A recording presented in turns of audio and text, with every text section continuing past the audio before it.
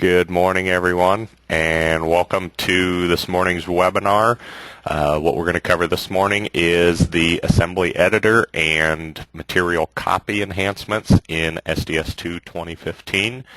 If you do have any questions during the webinar, please use the questions pane over on the GoToWebinar toolbar, and we'll get to those questions at the end of the webinar relating to today's topics. So kind of going to hop in here, and we're going to first start off with the assembly editor, and I want to kind of just hit on a few key points as to what we can actually do with the assembly editor. So basically the assembly editor is just a separate modeling area that's going to allow you to create new assemblies. You'll be able to modify existing assemblies, including changing the reference point. It's important to know that when you do modify those existing assemblies, if you've added them to a model previously, there's no dynamic update or link back to that. So you'd have to maybe redo some of those that did need to be updated the way you did the existing one. You can also do a save as through the assembly editor to, take an existing assembly, make some modifications to it, and then do a save as to, maybe you need a assembly that has one with maybe 4 rows of holes or bolts and another one with 3, another one with 2. You could just quickly modify that, do a save as, call it a name with 2 rows, and quickly build up a library there that way if you need to do.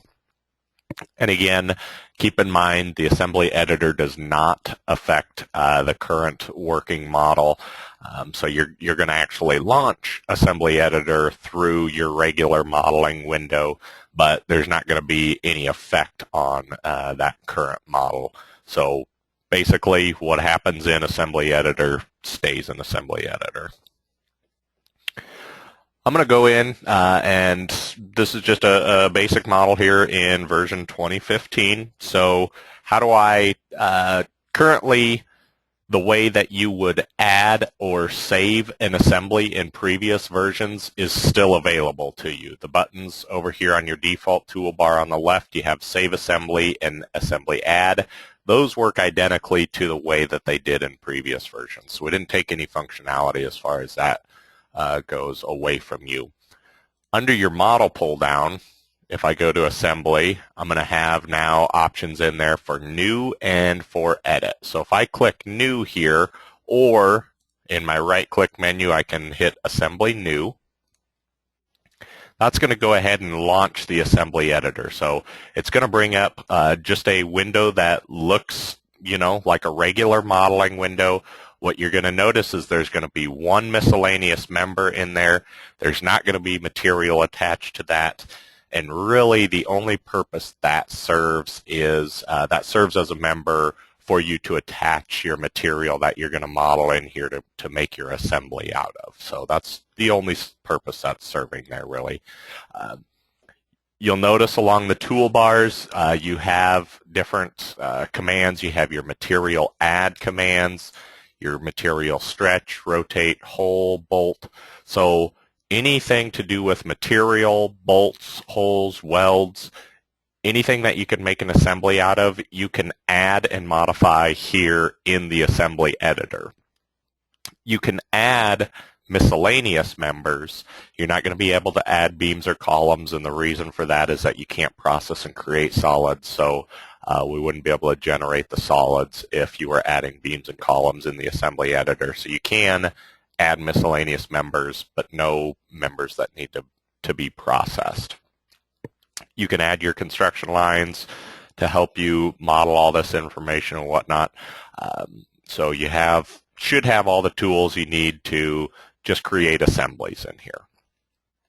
What I'm going to do is I'm going to go through here and I'm just going to start modeling some material. So I'm going to do a material add rectangular plate, and then I can go ahead and pick the member I want to add this to. I'll go ahead and pick my 2 points. I'm just going to make this 3 inches, and we'll make the width 1 foot. Everything else in here looks good to me. And I'll go ahead and rotate this down into place. Basically what I'm going to do here is I'm just going to build a kind of a built-up T connection. So then I'm going to offset this. We'll go half the distance. Oops, let me do construction line, add material to that. Select my member. I'll go 3 inches there. Okay, then I can go ahead and rotate that down. Locate my reference point. Okay, now I just have kind of a built-up T, so now maybe I need to go in here. Maybe I need to add my welds, so I'll go ahead and weld these two together. And I'm just going to leave all the defaults. We'll just get a basic 3/16 fillet weld in there. I'm not doing anything differently than I would in regular modeling here, just adding holes, welds. So now I'm going to add my holes, and let's go ahead and do 1.5 for an edge distance, and then we'll go down 3 inches from there.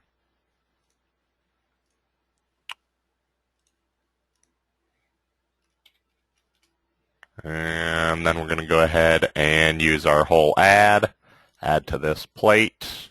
Maybe we need short slots in there. And repeat those down, return when I'm done, verify the whole group. Okay, so now we got just simple, basic, built-up shear T connection there. And now I'm going to go ahead and save this. So I'm going to save this in such a way that I could add it in a plan view. And just like when saving assembly from your regular modeling session in earlier versions, you're going to have to pick a reference point that's used later on when you add this assembly so that you locate it properly in the model. So I'm just going to go ahead and snap to the top surface of that here. And then you'll notice up at the top I have 4 buttons for Assembly New, Edit, Save, and Save As. You can also find all those under the File pull down. So since this is just a brand new assembly, I can go ahead and hit Assembly Save. It's going to ask me to select the material, so keep in mind you could have modeled additional material in here that wasn't part of the assembly. Maybe for you needed it for reference to build this correctly or whatever.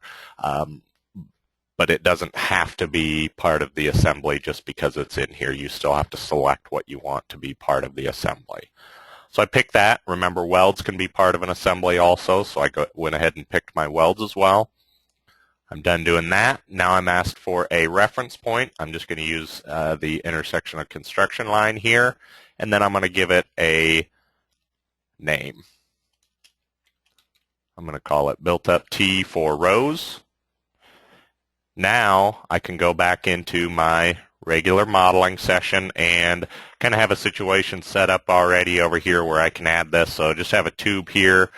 Notice I got my beam on a plane end, so I'm going to go ahead and just snap to the surface of this beam, and I'm going to add some construction lines here to this material, and then I can use my regular add assembly command.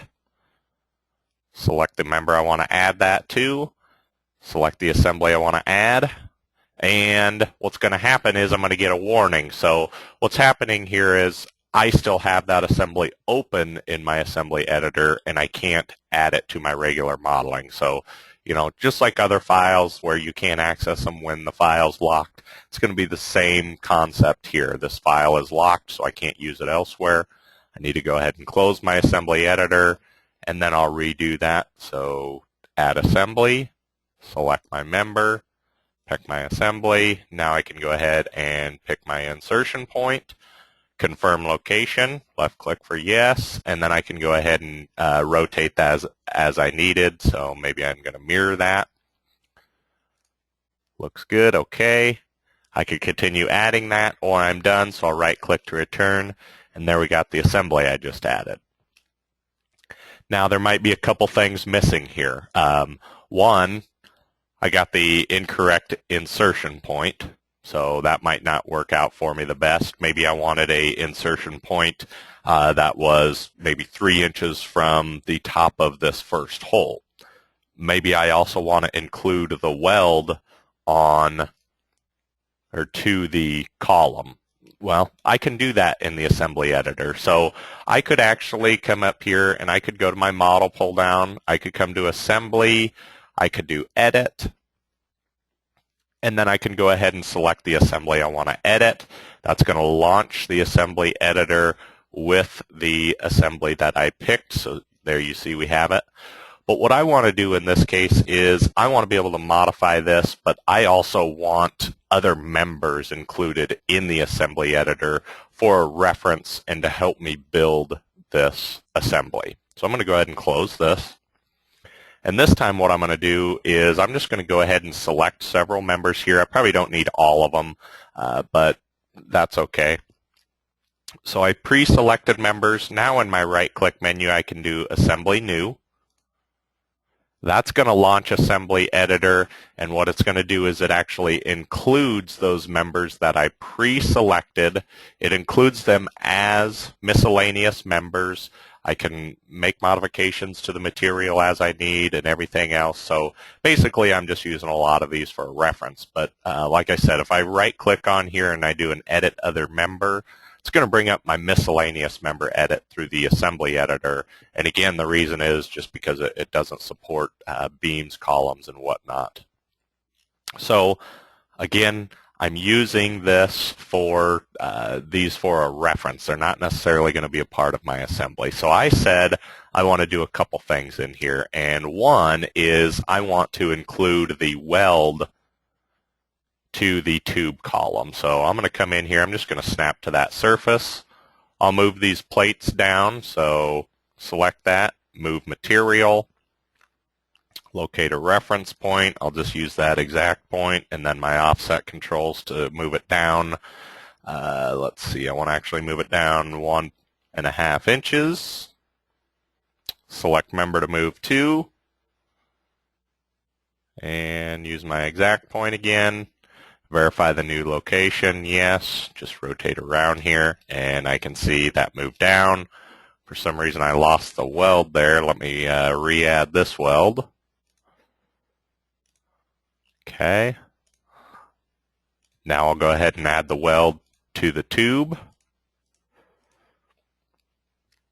Again, I'm just going with all the default weld options here, and kind of had a problem here, so it looks like missing part of that weld, and probably the reason being is because I'm on the curve of that, or the radius of that tube. So I'm going to cancel out of that, and I'm going to come edit this HSS material, and let's go ahead and make that bigger. Let's just do an 8x8 just to make sure we get enough in there.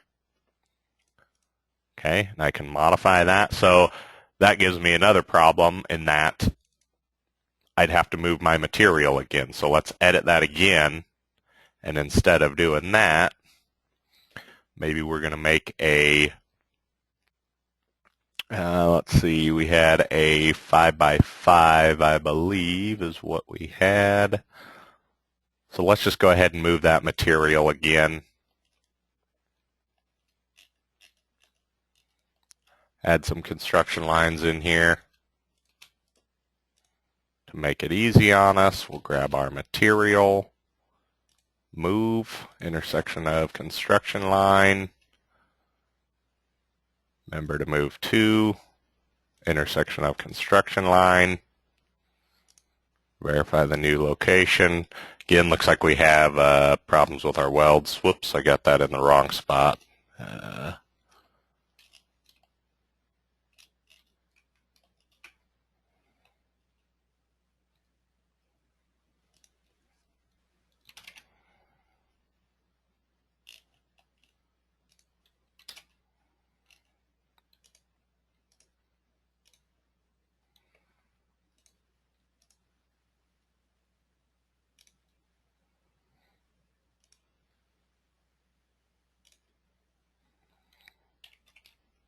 So I'm just going to move that out 1/4 inch again. Okay. So there we got it. Let's add our weld back in here.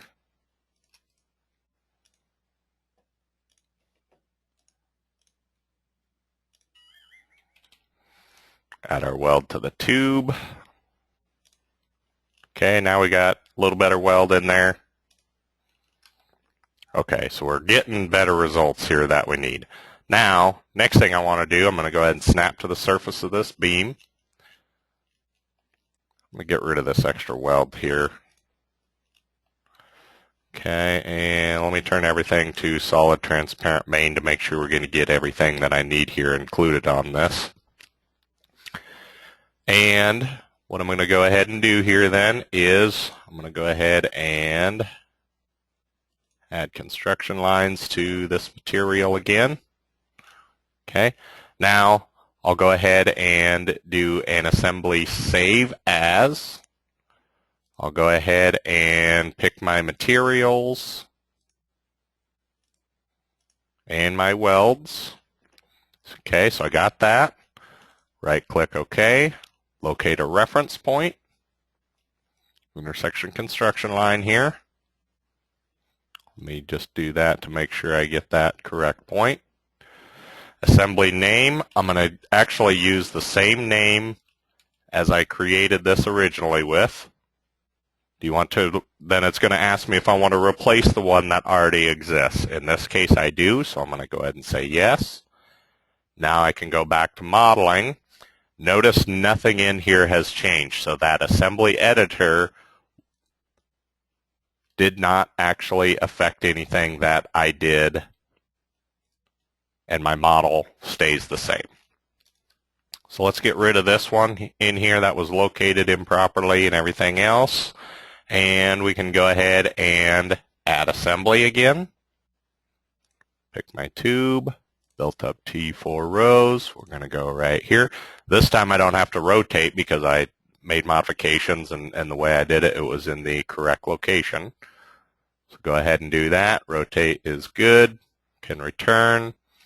And looks like I might have picked the incorrect reference point again, but if I would have gotten the reference point selected correctly, it would have inserted it the way we want. So let's just go ahead and do that one more time, and let me go in there. This time what I can do is I can go in there and do an edit, model, assembly, edit. And then I can pick my built-up T4 rows. And what I'm going to do is I'm just going to snap to that surface, and then I'll move up 1.5 using my relative depth, and then I can go ahead and do an assembly save. The reason I can do that is because every time, even if you do just an assembly save or a save as, you're going to be asked to locate the reference point every time. So I use intersection construction line. I'll close this, and let's do that one more time. Now I could have included bolts on the assembly.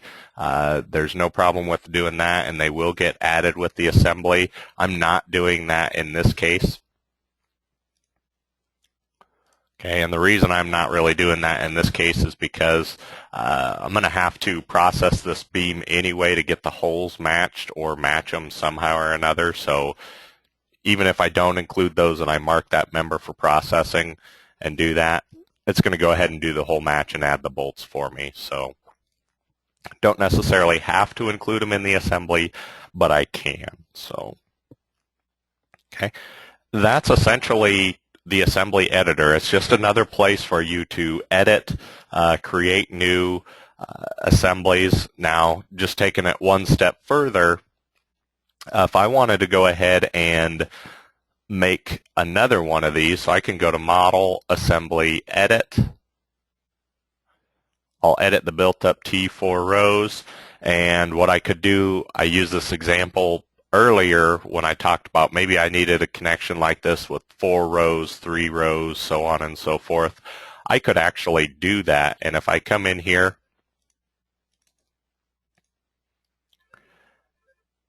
I can go ahead and stretch this material then.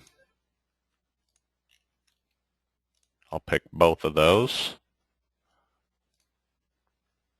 Locate my move stretch box. I'll pick that box, verify yes. How far do I want to stretch that? I want to go 3 inches. Yes, okay, you don't get your welds stretched, but that's all right for our purposes here. I'm going to go ahead and delete those. I'll snap to that surface again and move out the 1.5 inches so I get my reference point where I want it. And then I can go ahead and just do an assembly save as, pick my materials, locate my new reference point, and give this a new name. So built up T 3 rows. Okay, close this. And back in my model then, if I were to do an assembly add, okay, I now have a built-up T 3 rows in there for me. So again, just another location for you to make and modify assemblies that doesn't have an effect on your actual model. Okay. The next thing we'll move on to then is material copy enhancements. So with material copy, basically what we've done, we've enhanced that so it includes all the same features as have been available when using member copy. Since material is a little bit different entity, there were also some more needed functionality that differs from member copy that's been added that you're going to see as well. So with material copy, you now have a single option which allows you to place one or more copies on the same member, and you can also copy to multiple members within the same command. So that was a big long-standing request, was with material copy in the past, you had to do material copy. You could copy to one member, but then if you wanted it copied to another member, you had to do the material copy all over again. Well, this can all be done within the same command. Also with the single option, you're going to have an angle of rotation to specify an angle of rotation. We have a mirror image option now. So that's going to be basically the same as a single copy, but you have it's going to give you a mirror image, and you can also use that together with the angle of rotation to get the orientation of material you need. We're going to have options to mirror about a plane perpendicular to the screen, and essentially what that does is that allows you to pick 2 points to define a mirror plane. So you'll be able to pick 2 points and it's going to mirror your material along that. Mirror about arbitrary plane. So that's going to actually allow you to again pick 2 points, but what's going to happen is the first point that you pick defines the mirror plane or where that mirror plane is at. And the second point you pick is going to define the direction that the material gets copied. So I like to think about it. It's easier for me to think about it sometimes in that I'm picking 2 points that are perpendicular to how I want that mirrored. This option is going to work well for you. Maybe if you're in an isometric view and you can pick those 2 points to copy is where that comes into play a little bit more. Then we're also going to have linear and fill options to get you multiple copies in either the horizontal or vertical direction or both directions, which would copy them in a kind of angular linear direction. And there's different items with that. So when we are doing those, we're going to be asked for a base point to copy our material from. If we just return, it's going to attach the copies to the same member we're copying from, and it's going to start the first copy at the spacing we specify away from the original. You can also select a base point, and then you're going to be prompted for a member to copy to and a reference point to begin the first copy. So we'll see all this as we go along here. I'm going to give different examples. So just wanted to kind of give a brief overview of it. So back in modeling, I'm going to actually open up a view 3, and I'm going to use some of my different gusset plates and whatnot here to give us some good ideas of how this all works. So with SDS2 2015, all these connections are connection components now. So if I go pick this, that's actually going to be picking the component. I want to copy the material. So I'm going to come up here to my selection filter. I'm just going to give it one click on my scroll wheel down. That goes to the legacy default filter. That allows me to pick materials then. I could also use my right-click menu to get that stuff, but in this case I just use my selection filter. Then I can go ahead and I'm going to actually include the bolts in this copy because we can include bolts in that and it will copy bolts with. So I'll go ahead and do that, and in my right-click menu I'll have Copy Material. Okay. Then we get a screen very similar to what we're used to getting when we do a member copy. I'm just going to start with a single for the copy function. Going to hit OK. Locate a base point. So then I just pick a point I want to copy this from, and I'll go ahead and actually what I'm going to do is I'm just going to pick a point on this line, locate a member to copy to. I could pick the column. Maybe I need to copy that down, and it goes ahead and copies that down. Then my status line up here, notice, asks me to confirm that. I don't want that in that location, so I'm going to right-click and say no. Right-click again. And what you're going to see here is your status line is still asking you to locate a member to copy to. So one return out of that isn't going to get you completely out of the command. If I hit escape again, notice my status line is blank. I'm back in my default select items mode. So let me go ahead and show you that with a different gusset plate. I'm going to go ahead and just use this single gusset plate down here at the bottom. Let me first add construction lines to it. Okay, so again, select the material, right-click, copy material. Just do a single copy, click OK. Go ahead and pick my base point, locate a member to copy to. Maybe I need to copy it to that same member, but it needs to be off over to the side a little bit. I can go ahead and do that. It's going to ask me to confirm. Left-click, yes. Locate another copy on the same member. Notice it keeps that original member highlighted. I'll left-click, locates a new copy, confirm that yes. Now maybe I need to copy that up to this top member.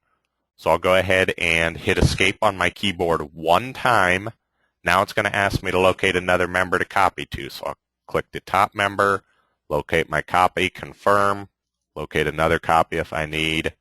If I right-click and say no to that confirm, it's just going to continue letting me add to that member until I return again. And then again, I could come over, pick another member to copy to, locate my copy.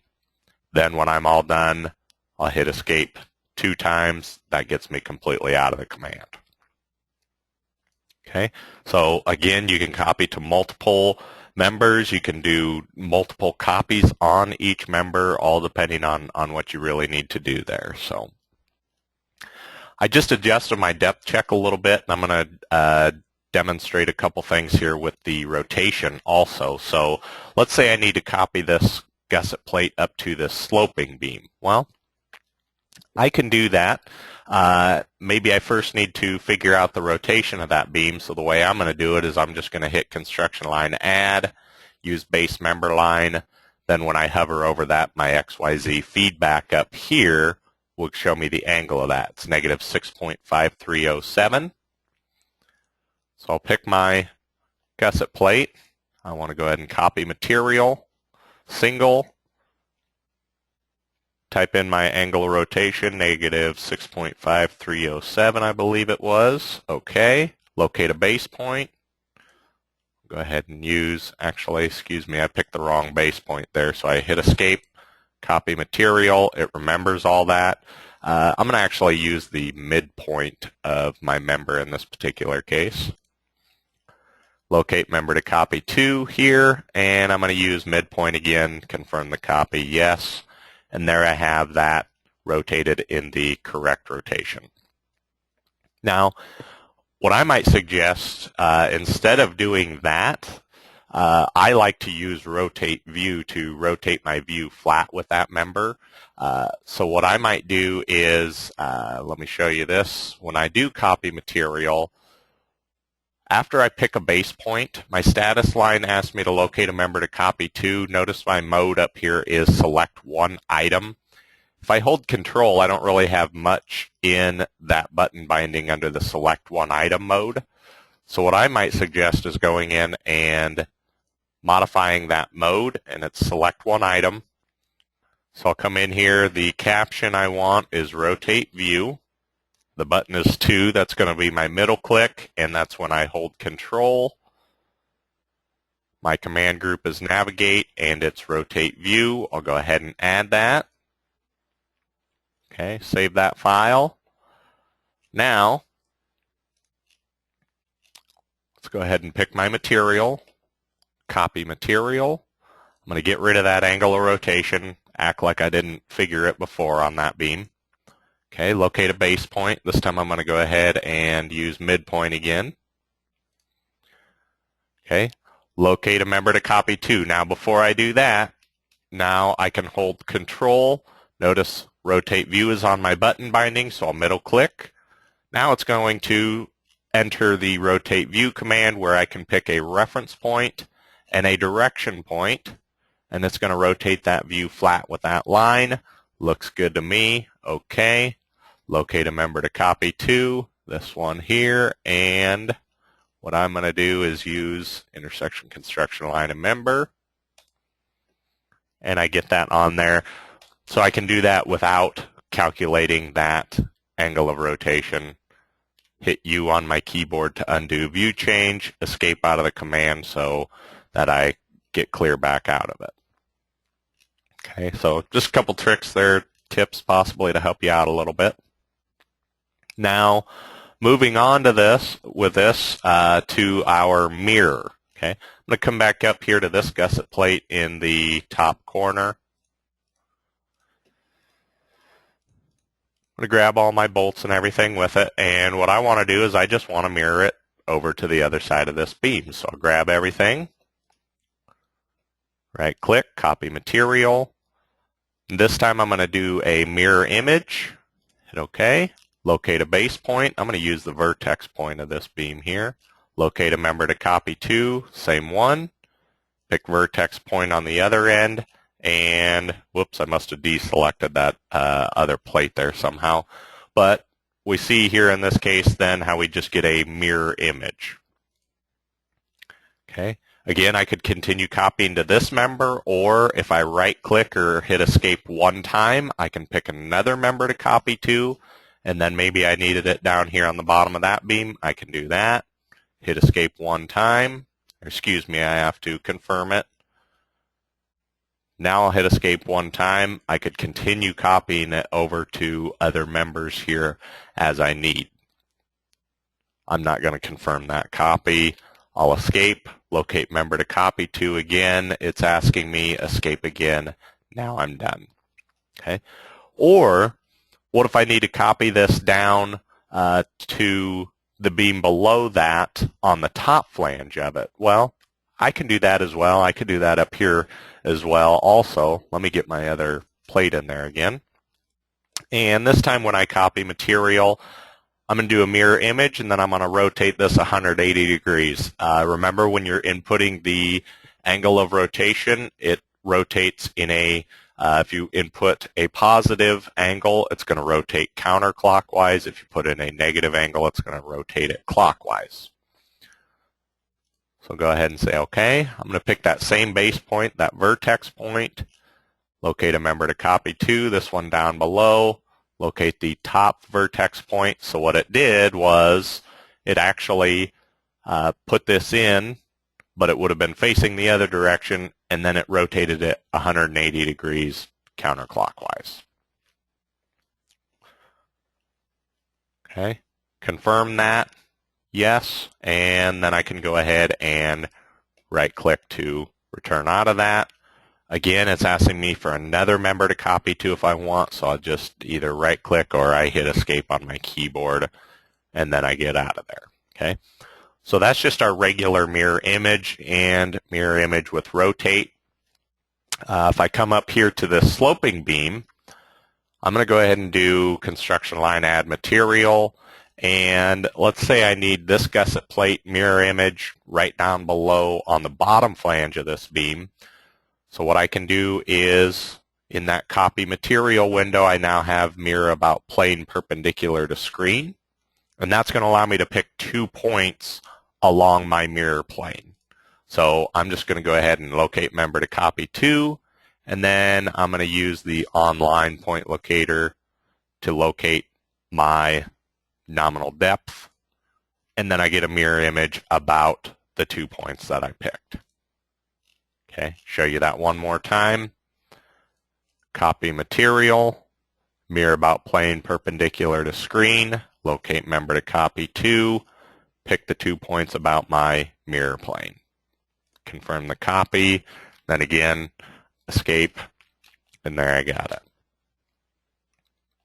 Okay, finally, excuse me, what we have is mirror about an arbitrary point. So what I'm going to do for this example is, and this could be used with maybe have beam stiffeners or outriggers or something that you modeled on one side of a beam and you need it on the other side of a beam. There are different ways you could go about it. I'm just going to use these clip angles as an example. Right now there's nothing on this side, so I'm just going to, in an isometric view, copy these from this side of the beam web to the other side. So I'll right-click, copy material. I'm going to use the mirror about arbitrary plane. And again, what I'm going to do this time is first locate my member to copy to. The first point that I pick is going to be a point along the mirror plane. So I'm going to use exact point and use exact point to locate the center of this beam. And then locate the direction perpendicular to the mirror plane. So I'm going to use vertex point to locate just the direction that my copies are going to be placed. Okay. Confirm 2 copies. I can't see them right now, but I'm going to go ahead and left click for yes and then escape so it doesn't ask me for another member to copy to. And there I have my copies right on the other side. So when I did that, my mirror plane was right in the middle of this beam, and then I just picked the direction by using vertex point and getting the corner of that flange to determine the direction. Let's look at that one more time with these clip angles up here, but this time I'm just going to select them. I'm going to come over here, and it doesn't matter the way I'm doing this. It doesn't matter what view I'm in. It's just defining that the plane is right here, and then the second point is 90 degrees to that plane, which will be right here at the vertex point. So I got that material selected. Right-click, copy material, mirror about arbitrary plane, locate a member to copy to, exact point to locate the center of that, and then I'll use my vertex point to locate the direction. And there we have that. Confirm 2 copies, yes. Escape so it doesn't ask me another member. Okay? So that's mirror about arbitrary plane. Finally, the last 2 items to show you is linear and fill, and I have a little different model here that I'm going to use to show you these. So basically all I have here is just 4 rectangular plates. I have 1 shear stud in the corner of this one on the left. Okay, so what I want to do is maybe I have a pattern of shear studs that needs to fill up this plate. So I'm going to go ahead and grab that shear stud, right-click, copy material, and I'm going to go ahead and do a linear, and I'll start off by doing this in the horizontal direction, and then I have to specify the spacing and the copies. So I'm going to do 3 inches for the spacing, and I'm going to do 3 copies. Click OK. First thing it's going to do is ask me for a base point.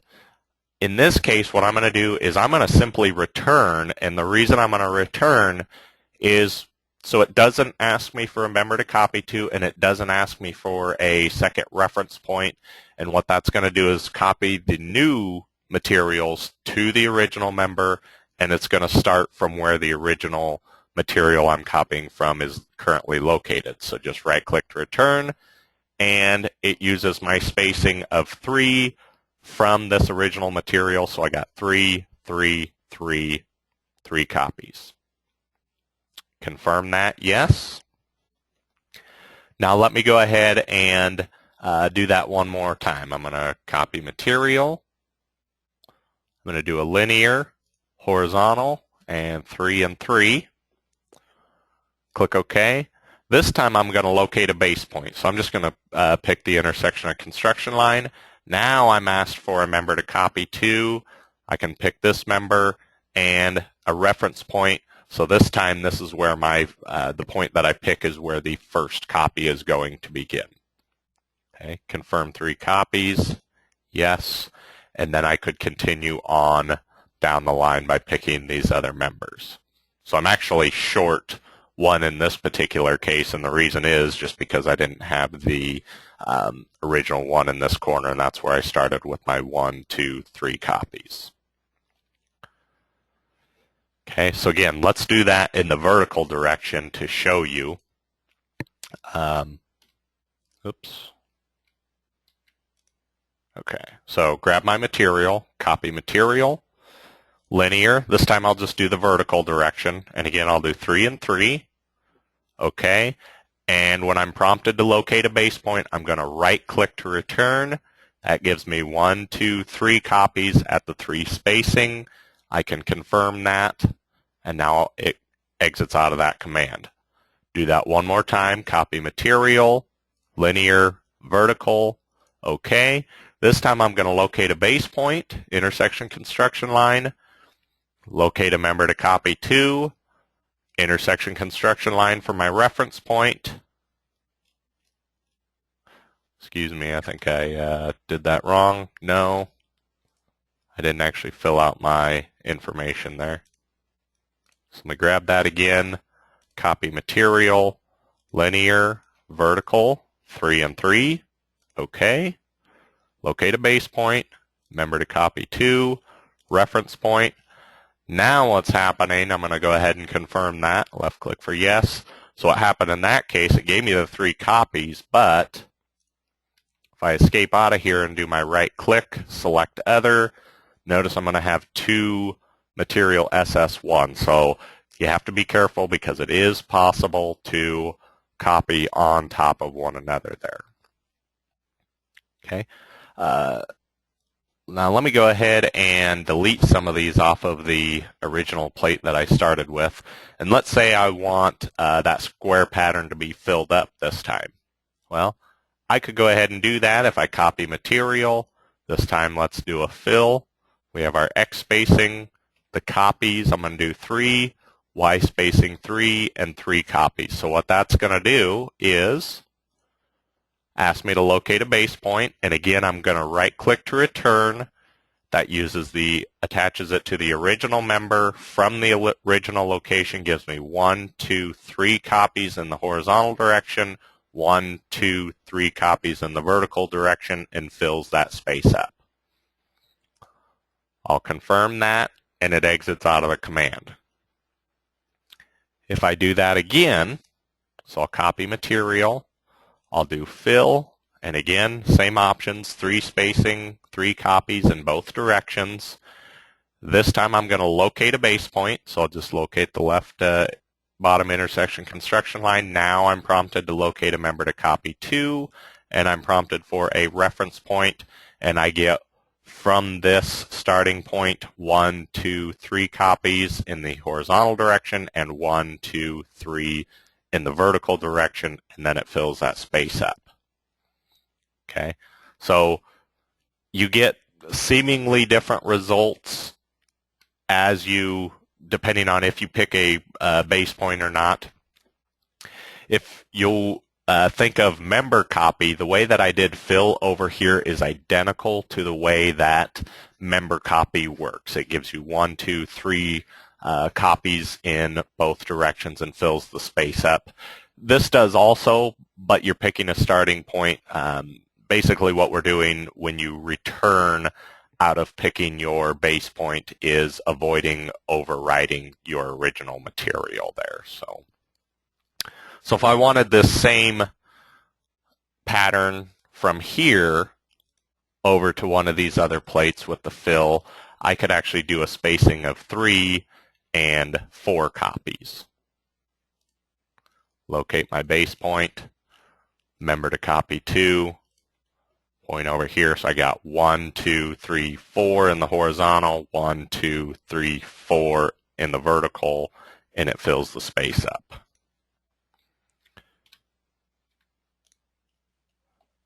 Okay, that concludes what I have to present to you here for today on Assembly Editor and Material